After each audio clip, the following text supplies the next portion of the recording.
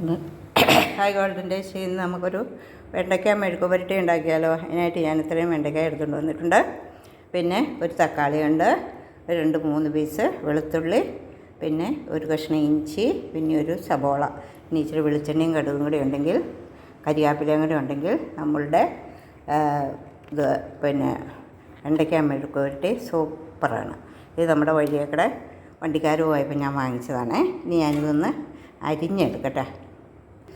വെണ്ടയ്ക്ക ഇങ്ങനെ വേണം അരിഞ്ഞെടുക്കാൻ, കുരുകുരാന്ന് അരിയരുത്. മെഴുക്ക് പുരട്ടിക്ക് ഇച്ചിരി വലുപ്പം വേണം. ഓക്കെ. പിന്നെ ഞാൻ ഉള്ളിയാണേലും ഇങ്ങനെയാണ് അരിഞ്ഞെടുത്തിരിക്കുന്നത്.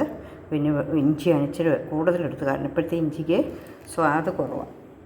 അതുകൊണ്ട് ഇച്ചിരി കൂടുതലെടുത്താലും കുഴപ്പമില്ല. മകരം കുമ്പം, അതായത് ഡിസംബർ ജനുവരിയിലൊന്നും ഇത്രയുമൊന്നും ഈ കറിക്ക് ഇടരുത്. കാരണം അതിന് കൂടുതൽ മൂത്ത് വരും ഇഞ്ചി. പിന്നെ തക്കാളി ഞാൻ അരിഞ്ഞില്ല, അതിൻ്റെ വെള്ളമെല്ലാം പോകുന്നത് കൊണ്ടിട്ട് ഞാൻ വിചാരിച്ചു ഇനി അതിനകത്തോട്ട് അരിഞ്ഞിട്ടാൽ മതി. ഓക്കെ. എന്നിട്ട് ഞാനൊരു ചട്ടി അടുപ്പത്ത് വെച്ചു.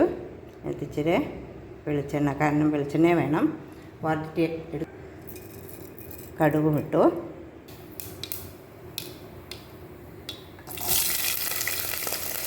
ഇഞ്ചി ഉള്ളിയൊക്കെ കൂടെ അങ്ങനെ അതിനകത്തോട്ട് കരിവേപ്പില ഇട്ടിട്ട് നല്ലപോലെ ഒന്ന് ചൂടാകട്ടെ.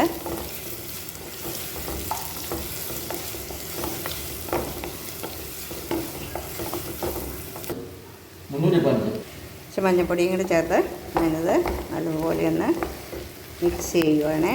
തേങ്ങ വേണ്ട കേട്ടോ. തേങ്ങ വേണമെങ്കിൽ കൊത്തി ചേർക്കാം, ചിരണ്ടി ഇതിനകത്ത് ഇടരുത്. ഇത് ഞങ്ങൾക്ക് പല്ലിനൊക്കെ വേദനയായി, കാരണം ഞങ്ങളങ്ങനെ തേങ്ങ കൊത്തി ഇടാറില്ല. അല്ലെങ്കിൽ തേങ്ങ കൊത്തി മൂപ്പിച്ചാൽ നല്ലതാണ്. നേരത്തെ അങ്ങനെയൊക്കെ ഞങ്ങൾ ചെയ്യുമായിരുന്നു. ഇപ്പോൾ നമുക്ക് അതിനെല്ലാം തടസ്സമായി നമ്മുടെ പല്ലിനെ ഇതാക്കി. ഇനി ഞാൻ ഇതിനകത്തോട്ട് ഈ തക്കാളിക്കായും കൂടി വരണം അങ്ങോട്ട് അരിഞ്ഞിടാം. അത് ചെറിയൊരു പുളിയും കൂടി ആകുമ്പോൾ നല്ല ടേസ്റ്റ്. അതിനാവശ്യമായ ഉപ്പും ഇനി ഇച്ചിരി പച്ചമുളക് കൂടി ചേർക്കണം. ഒഴിക്കുന്നില്ല, തക്കാളിയും മാത്രമേ ചേർത്തിട്ടുള്ളൂ. ആ തക്കാളിയുടെ വെള്ളത്തിൽ വേണം നമ്മൾ ഇത് വേകാൻ. അപ്പോൾ തക്കാളിയുടെ ചെറിയൊരു പുളിയും വന്നു, എണ്ണയും കൂടി ആകുമ്പോൾ ഇതിൻ്റെ ഇപ്പോൾ കണ്ടപ്പോൾ നല്ല തെറ്റലാണ്. അപ്പോൾ ഓക്കെ, ഇനി ഇത് വേഗത്തെ മൂടി വെക്കാം. അങ്ങനെ ബ്രേക്ക്ഫാസ്റ്റ് റെഡി. ഓക്കെ. അങ്ങനെ നമ്മുടെ വെണ്ടയ്ക്ക മെഴുക്ക് പുരട്ടി റെഡി ആയിട്ടുണ്ട്. ഞങ്ങളത് ചോറിന് കഴിക്കാനുള്ള തയ്യാറെടുപ്പിലാണ്. എല്ലാവരും ഇത് ട്രൈ ചെയ്താൽ നല്ല വെറും ഇറക്കിടുന്നോളും.